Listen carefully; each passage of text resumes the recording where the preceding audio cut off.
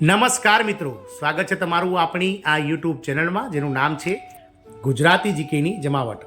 તો મિત્રો, ઘણા લાંબા સમયથી દેશભરની લાખો શિક્ષિત મહિલાઓ કે જેની ભરતીની રાહ જોઈ રહ્યા છે તે ભરતી આંગણવાડી સુપરવાઇઝરની ભરતીને લઈ અને સરકાર દ્વારા હવે લીલી ઝંડી આપવામાં આવી છે.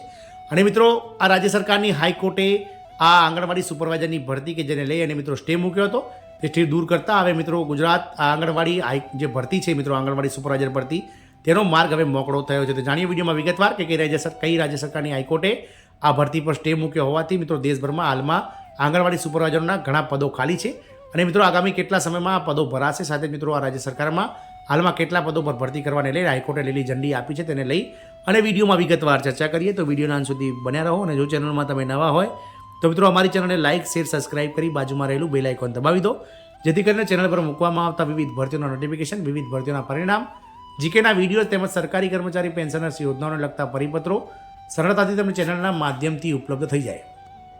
તો આંગણવાડી સુપરવાઇઝરની ભરતી અંગે ખૂબ જ મોટું અપડેટ્સ આવી છે બહાર. હાઈકોર્ટે મિત્રો લીલી ઝંડી આપી દીધી છે. બાળ વિકાસ વિભાગમાં આંગણવાડી સુપરવાઇઝરની મોટી સંખ્યામાં જગ્યાઓ હાલમાં ખાલી છે. વિભાગ દ્વારા આંગણવાડીમાંથી બઢતી અને સીધી ભરતી દ્વારા જગ્યાઓ ભરવા માટે ઓનલાઈન અરજીઓ લેવામાં આવી હતી. 50% જગ્યાઓ આંગણવાડી કાર્યકરમાંથી મુખ્ય સેવકના પદ પર પ્રમોશન દ્વારા ભરવામાં આવી હતી, પરંતુ હજુ સુધી સીધી ભરતી પ્રક્રિયા કરવામાં આવી નથી. મુખ્ય સેવિકાની ખાલી જગ્યાઓ પૂર્ણ થઈ શકી નથી.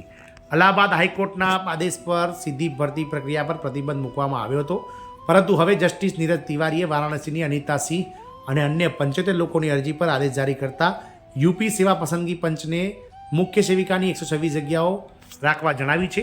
2567ના પરિણામો જગ્યા ખાલી છે. મિત્રો, યુપી સબઓર્ડિનેટ સર્વિસીસ સિલેક્શન કમિશનના વકીલ સિદ્ધાર્થ સિંઘલે દલીલ કરી હતી કે 13 ડિસેમ્બર 2023ના વચગાળાના આદેશ હેઠળ કમિશનને મુખ્ય સેવિકા માટે કરવામાં આવેલી પસંદગીના સંદર્ભમાં પરિણામ જાહેર ન કરવાનો નિર્દેશ આપવામાં આવ્યો હતો.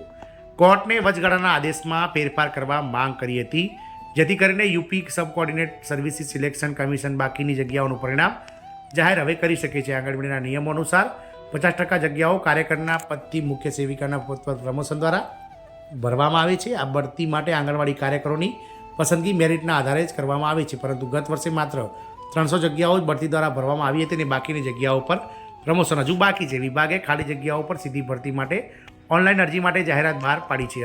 અરજદાર અનિતા સિંહ અને અન્ય 75 લેડીઝ કે જેઓ બાળ વિકાસ વિભાગમાં ચીફ સર્વન્ટના પદ પર લાંબા સમયથી કોન્ટ્રાક્ટ પર કામ કરી રહ્યા છે, તેઓ લાંબા સમયથી નિયમિત કરવાની માંગ પણ કરી રહ્યા છે, પરંતુ સરકારે આ કોન્ટ્રાક્ટ કામદારોને નિયમિત કરવાને બદલે નવી સીધી ભરતીનો આદેશ કર્યો હતો.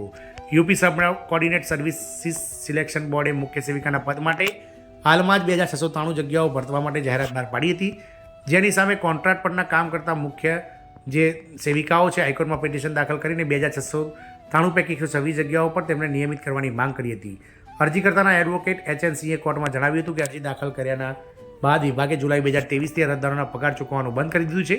તેથી જ આ દાસીઓ એટલે કે કાર્યકરોને તેમના અનુભવ અંગેને ધ્યાનમાં લઈને નિયમિત કરવાની વિનંતી કરવામાં આવી રહી છે. એના પર કોર્ટે આદેશમાં ફેરફાર કર્યો અને કહ્યું હતું કે મુખ્ય સેવિકાની 126 જગ્યાઓ માટે ખાલી જગ્યા રાખીને આયોગે બાકીની જગ્યાઓ માટે પરિણામ જાહેર કરવું જોઈએ અને આ અરજીઓમાંથી રોકાયેલ પગાર ચૂકવવો જોઈએ. આ કેસની સુનાવણી હવે આગામી 5 ડિસેમ્બરના રોજ થશે.